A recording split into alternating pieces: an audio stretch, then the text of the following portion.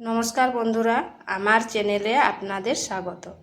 তো প্রতিদিনের মতো আজকেও একটা নতুন ধরনের রেসিপি নিয়ে এসেছি, আলু পটলের রেসিপি। আলু পটলের রেসিপি আমরা নানাভাবে করে খেয়েছি। তো এই আলু পটলের রেসিপিটা খুবই সাধারণ আর খুব কম তেল মশলা দিয়ে তৈরি, কিন্তু খেতে অসাধারণ লাগে। তো চলুন দেখে নেওয়া যাক আমি কিভাবে এই আলু পটলের রেসিপি তৈরি করি। এখানে একটা কড়াই বসিয়েছি, গরম হয়ে গেছে, দিয়ে দিচ্ছি তেল।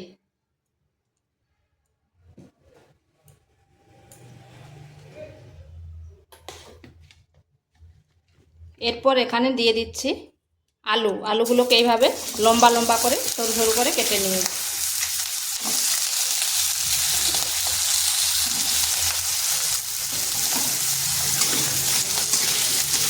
মিডিয়াম আঁচে আলুগুলোকে হালকা ভেজে নেব।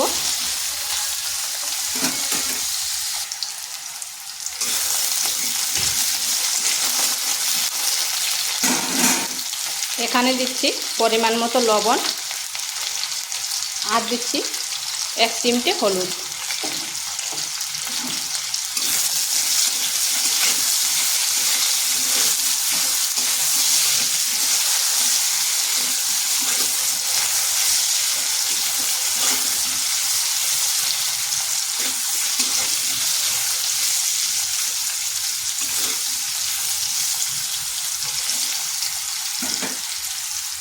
এরপর এখানে দিয়ে দিচ্ছি পটলগুলোকে এইভাবে কেটে নিয়েছি। একটা পটলকে 4 ভাগ করেছি। এরপরে আলুর সাথে ভালো করে মিশিয়ে নিচ্ছি, আর পটলটাও হালকা ভাজা হয়ে যাবে। এখানে কোনো আর নুন আর বা হলুদ দেব না, যেহেতু আগে দিয়েছি। পটলটাও একটু ভাজা ভাজা করে নিচ্ছি।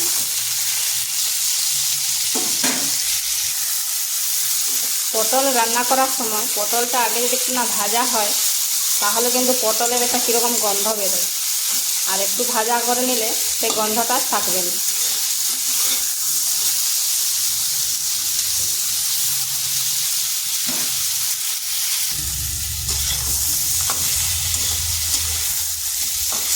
আলু পটল ভাজা হয়ে গেছে, এরপর এটাকে তুলে নিচ্ছি।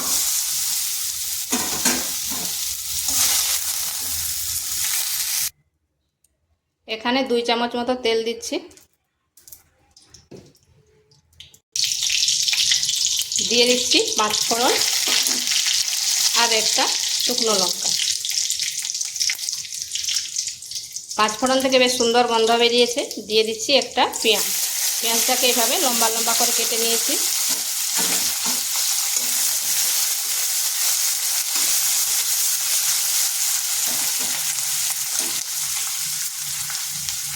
এখানে সামান্য একটু লবণ দিচ্ছি, তাতে পেঁয়াজটা তাড়াতাড়ি নরম হয়ে যাবে। আর আমার আগে তো আলু পটলে পেঁয়াজ দেওয়া আছে, তাই 1 চিমটে লবণ দিলাম।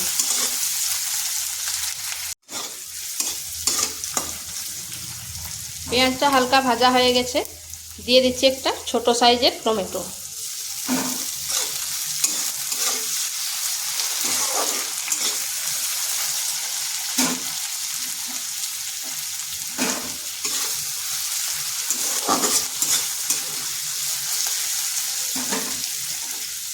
দিয়ে দিচ্ছি লঙ্কার গুঁড়ো। এখানে আমি কাশ্মীরি লঙ্কার গুঁড়ো দিয়েছি, আর ঝালটা আপনারা নিজেরা ঠিক করে নেবেন।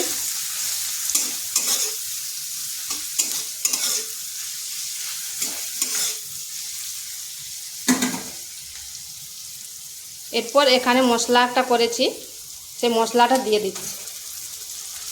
এখানে দেওয়া আছে সাদা সর্ষে, লাল সর্ষে, পোস্ত আর একটা পেঁয়াজ আর 2টো কাঁচা লঙ্কা, এগুলোকে পেস্ট করে নিয়েছিলাম।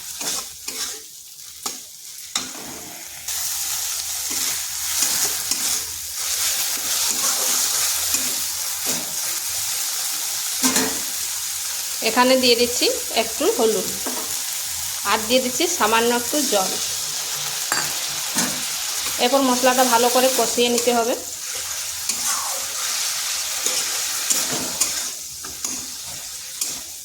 পটল তো অনেক রকম রান্না করে খেয়েছেন, এইভাবে একবার করে দেখতে পারেন। এখানে কিন্তু মশলাটা খুব ভালো করে কষে নিতে হবে।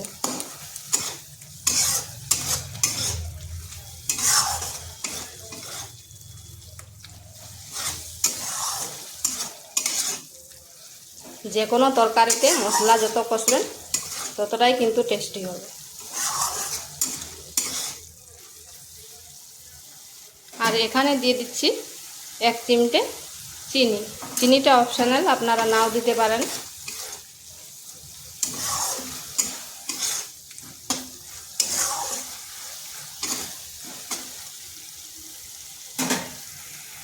আর দেখুন কড়াই থেকে তেল ছেড়ে যাচ্ছে, তাহলে আমার মশলাটাও কষা হয়ে গেছে।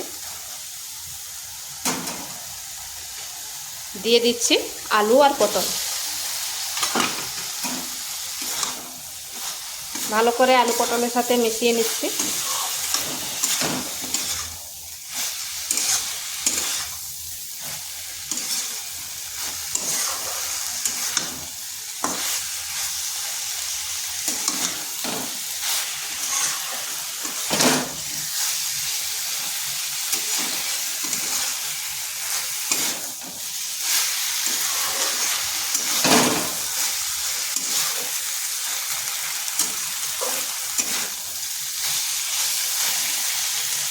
এরপর এখানে দিয়ে দিচ্ছি সামান্য জল।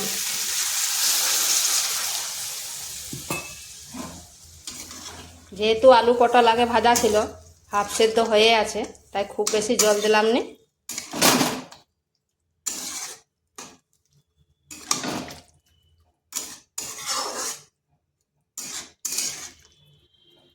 এরপর আঁচটা স্লো আঁচে করে 5 থেকে 6 মিনিট ঢাকা দিয়ে রেখে দিচ্ছি।